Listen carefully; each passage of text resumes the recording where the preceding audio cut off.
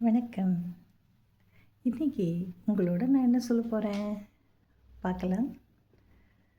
நம்மளில் சில பேர் சோம்பேறியாக இருக்கும். ஒரு வேலையை செய்யணும் உடனே நம்மளால் செய்ய முடியாது. அப்படியே விட்டுருவோம்.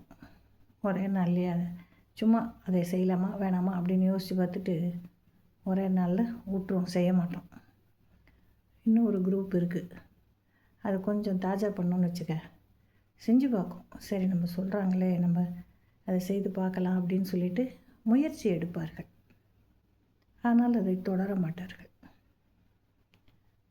ஒரு 4 நாள் அந்த வேலையை செஞ்சு பார்க்கும். வரலனாலும் முயன்று பார்க்காமல் என்ன பண்ணுவாங்க, ஒரு வாரத்திலேயே இல்லை ஒரு 4 நாளில் அந்த வேலையை செய்யாமல் அது பாட்டு கைண்டுக்கும்.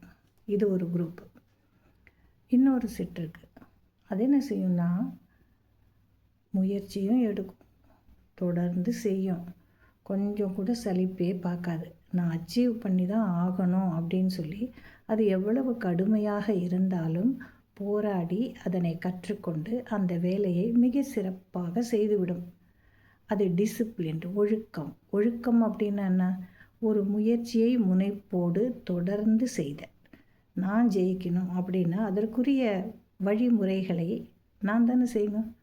அப்போ அந்த குரூப் என்ன பண்ணுது, இந்த டிசிப்ளின்டு குரூப் தனக்கு வேணும், சாதிக்கணும் அப்படின்னு மனசில் வச்சுக்கிட்டு பொறுமையாக நல்ல ஒரு முயற்சியை, அதாவது விடாமுயற்சி தொடர்ந்து போகும். போன வெற்றி கிடைக்கும் தானே. அதான் அவங்க அச்சீவ் பண்ணிடுவாங்க. அப்போது நாம் ஒரு டிசிப்ளின்டு மேன், ஒழுக்கம் நிறைந்தவர்களாக, முயற்சியில் தோற்காதவர்களாக, தொடர் முயற்சிகளை கை எடுப்பவர்களாக இருக்க வேண்டும். இதுக்கு தான் அந்த முயல் ஆமை கதை சொல்லுவாங்க. முயல் நல்லா குதிச்சு குதிச்சு ஓடி போயிடும், ரொம்ப பெருமை அதுக்கு, சீக்கிரம் போயிடும். அதனால தான் போய் புதற்குள்ளே தூங்கிடுச்சு. ஆமை என்ன பண்ணுச்சு, நிதானமாக ஸ்டெப்பு மாறாமல், ஆமை வேகம்னு சொல்லுவோம், மெதுவாக. ஆமை வேகங்கிறது மெதுவாக போகிறது, அதான் நிதானம்.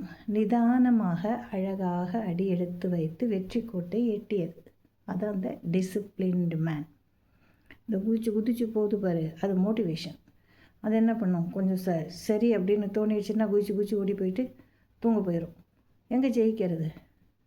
அந்த பந்தயத்துக்கே வராமல் இருக்கு பாரு, அது எதுவாக இருந்தாலும் சரி, அதெல்லாம் சோம்பேறி கூட்டத்தில் சேர்ந்துடும். ஆக நாம் முயலா, ஆமையா, ஒழுக்க சீலர்களா, கரெக்டாக நிதானமாக டிசிப்ளின்டாக போகணும்ல, அந்த முயற்சிகளில் தோற்காமல் ஜெயிப்பவர்களா என்பதை நாம் தான் முடிவு செய்ய வேண்டும். Be a disciplined person. இது உங்களுக்கு இன்றைய தகவல்.